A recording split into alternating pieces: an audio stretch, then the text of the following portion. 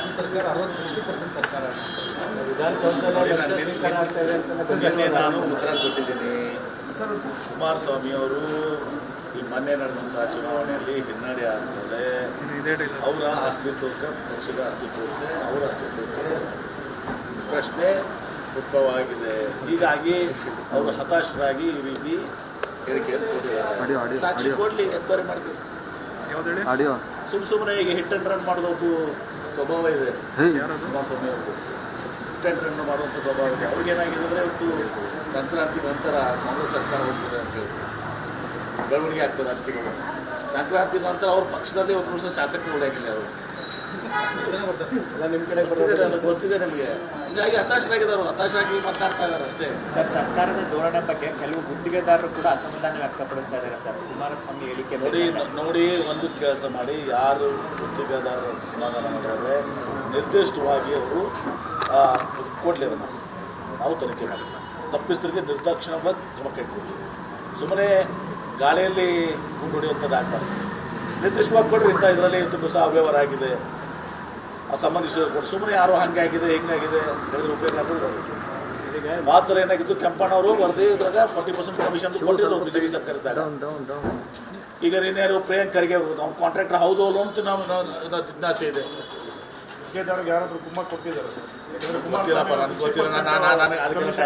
ನಾನು ಅದೆಲ್ಲ ಹುಡ್ಕೊಂಡಕ್ಕೆ ನನಗಷ್ಟು ಸಮಯ ಇಲ್ಲ.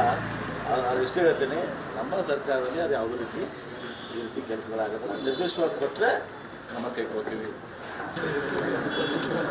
ರಾಜ್ಯ ಸರ್ಕಾರ 60% ಸರ್ಕಾರ ವಿಧಾನಸೌಧದಲ್ಲಿ ನಾನು ಉತ್ತರ ಕೊಟ್ಟಿದ್ದೀನಿ.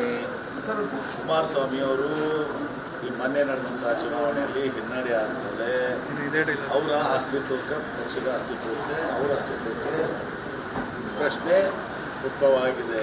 ಹೀಗಾಗಿ ಅವರು ಹತಾಶರಾಗಿ ಈ ರೀತಿ ಹೇಳಿಕೆಯನ್ನು ಕೊಟ್ಟಿದ್ದಾರೆ. ಸಾಕ್ಷಿ ಕೊಡಲಿ, ಎನ್ಕ್ವೈರಿ ಮಾಡ್ತೀವಿ. ಸುಮ್ಮನೆ ಈಗ ಹಿಟ್ ಆ್ಯಂಡ್ ರನ್ ಮಾಡೋದು ಸ್ವಭಾವ ಇದೆ ಕುಮಾರಸ್ವಾಮಿ ಅವ್ರದ್ದು.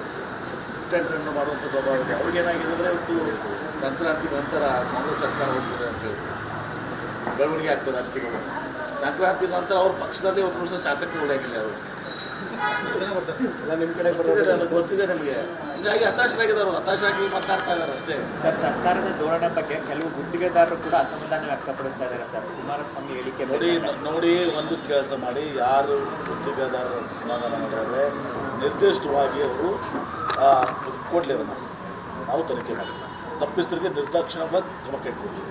ಸುಮ್ಮನೆ ಗಾಳಿಯಲ್ಲಿ ಗುಂಡು ಹೊಡೆಯುವಂಥದ್ದು ಆಗಬಾರ್ದು. ನಿರ್ದಿಷ್ಟವಾಗಿ ಕೊಡ್ರಿ. ಇಂಥ ಇದರಲ್ಲಿ ತುಂಬ ಸಹ ಅವ್ಯವಹಾರ ಆಗಿದೆ, ಅಸಂಬಂಧಿಸಿದ ಕೊಡಿ. ಸುಮ್ಮನೆ ಯಾರೋ ಹಂಗೆ ಆಗಿದೆ ಹಿಂಗಾಗಿದೆ ಹೇಳಿದ್ರೆ ಉಪಯೋಗ ಆಗಿದ್ರೆ ಮಾತ್ರ ಏನಾಗಿದ್ದು, ಕೆಂಪಣ್ಣವರು ವರದಿ ಇದ್ರಾಗ 40% ಕಮಿಷನ್ ಕೊಟ್ಟಿದ್ರು ಬಿಜೆಪಿ ಸರ್ಕಾರದಾಗ. ಈಗ ನೀನ್ಯಾರು ಪ್ರಿಯಾಂಕ್ ಖರ್ಗೆ ಅವ್ನು ಕಾಂಟ್ರಾಕ್ಟರ್ ಹೌದು ಅಲ್ಲೋ ಅಂತ ನಾವು ಜಿಜ್ಞಾಸೆ ಇದೆ. ಯಾರಾದರೂ ಕುಮಾರ್ ಕೊಟ್ಟಿದ್ದಾರೆ ಸರ್? ಗೊತ್ತಿಲ್ಲಪ್ಪ, ನನಗೆ ಗೊತ್ತಿಲ್ಲ. ಅದೆಲ್ಲ ಹುಡ್ಕೊಂಡಕ್ಕೆ ನನಗಷ್ಟು ಸಮಯ ಇಲ್ಲ. ಇಷ್ಟೇ ಹೇಳ್ತೀನಿ, ನಮ್ಮ ಸರ್ಕಾರದಲ್ಲಿ ಅದು ಯಾವುದೇ ರೀತಿ ಈ ರೀತಿ ಕೆಲಸಗಳಾಗೋದಿಲ್ಲ. ನಿರ್ದಿಷ್ಟವಾಗಿ ಕೊಟ್ಟರೆ ನಮ್ಮ ಕೈಗೊಳ್ತೀವಿ.